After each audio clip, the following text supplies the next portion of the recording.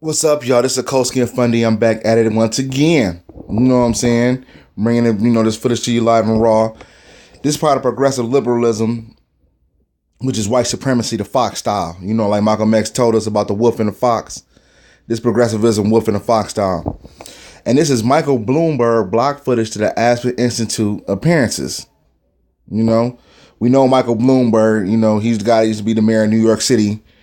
Changed it, man, made New York a damn near a penitentiary, basically. You know what I'm saying? So let's read into this. This is kind of old, 2015, February 16, 2015.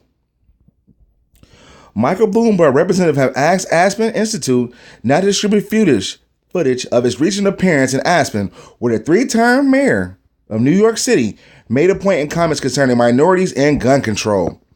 Both the Institute and Grassroots TVs, the organization that filmed the event, confirmed Thursday that they will not be broadcasting the footage online or on television as planned. We honor the wishes of our speakers, and Mayor Bloomberg preferred that we not use the video for the broadcast. The Institute's chief internal affairs officer, Jim Spiegelman, wrote in an email Friday, he didn't give a reason, nor do we have to ask for one. We often feature speakers who preferred their presentation be not videotaped. Appearing before 400 people in Aspen on February 5th, the billionaire founder of Bloomberg LP urged that in order to save lives, police should seize guns from male minorities between the age of 15 and 25. Notice he didn't say nothing about white folks. These kids think they're going to get killed anyway because all their friends are getting killed, Bloomberg said during the speech, so they don't have any long-term freckles or anything. It's a joke to have a gun. It's a joke to pull a trigger. The national media outlet latched on to the portion of the discussion in which Bloomberg said one method to deal with the issue is to throw them against the wall and frisk them, referring to controversial stop and frisk tactics New York City implemented during Bloomberg's tenure. Neither Bloomberg nor his representatives can be reached for comment. Bloomberg's appearance in Aspen came shortly after New York City began its 11-day streak without an investigated murder, a record for the city that saw the crime rate drop drastically during the mayor's 3 terms. According to city statistics, the murder count was 649 in 2001, just before a new mayor won the seat, and decreased to 330 in 2013 once he left office.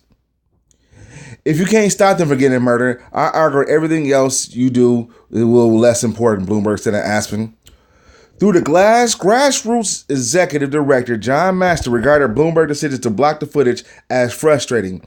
He said it's fair for the Institute to respect his guests' wishes.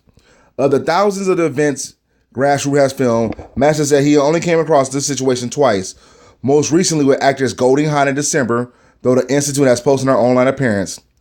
We are not pleased about it, Master said Thursday. We wish people who could not make it to the Institute could not afford to be there. They should be able to participate in that information also. It is not very often this happens. Occasionally somebody says something that they don't want to go out in public, and that's their prerogative of whoever they're collaborating with.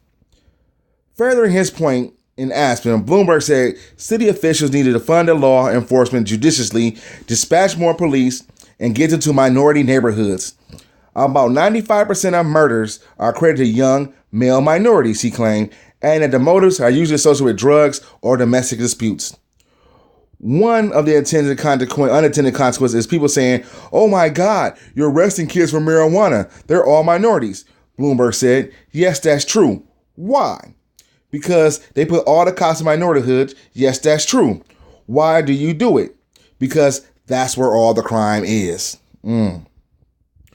When addressing the stop and frisk policies, Bloomberg relayed a story about a Baptist minister in Harlem who invited him to speak. "I am sitting there waiting for him to introduce me," he said to his congregation, "and if everyone you stopped and frisked your kids the night before they went out at night, the mayor wouldn't have to do it," Bloomberg said. "I knew it was going to be okay with the audience." On the sidebar, we already know what kind of congregation he was talking to in Harlem. He was talking to a black congregation. During the event, Bloomberg also discussed education, climate change, and the Colorado marijuana industry with moderator Jennifer Bradley, the director of the Center for Urban and Initiative at the Institute. In May, Bloomberg told CBS Face the Nation he would consider a 2016 presidential run if he thought he could win. Though he described it as an independent victory is not possible. Bloomberg has identified as Republican, Democratic, and Independent at several times in his career. Yeah, just like a Jewish cat. Okay. No offense to that. You know what I'm saying? That wasn't even offensive, but that is, he don't care. However he gonna get down, he don't get down. So this is what kind of stuff we got to deal with the white fox. And it's a damn shame he sit up there, as I said, like the white fox when right here, when addressed to stop and frisk policies, Bloomberg related a short story about a Baptist minister in Harlem who invited him to speak. While I'm sitting there, I'm waiting for him to introduce me, he said to his congregation, if every one of you stopped and frisked your kids before they went out at night, the mayor wouldn't have to do it. So he came down with some paternalistic type bullshit, And it's the liberal. Like he said, we already got a video on this on the same playlist, how they talk down and paternalistic to people. You know what I'm saying? And Bloomberg shows it right there. Anyway, this is something to add on to the list, the Cold Skill Fun Day. Hey, we're going to have more stuff coming up. Peace and enjoy. Have a good one.